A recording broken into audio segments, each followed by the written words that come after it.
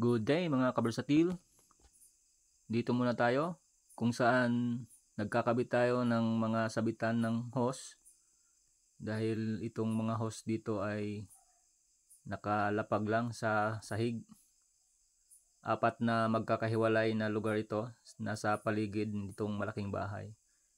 At ito yung bahay na nung nakaraan ay marami tayong ginawa dito.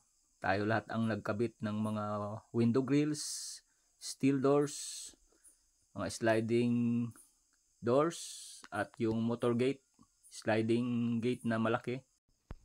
At kasabay nito ay isinet up na rin natin yung kanyang doorbell doon sa labas dahil sinasamantala natin ang panahon.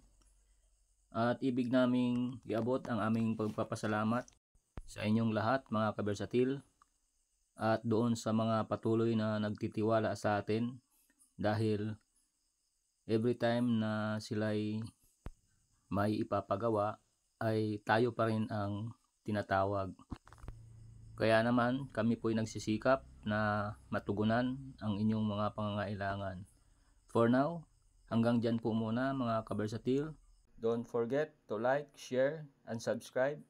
Maraming salamat po mga kabersatil.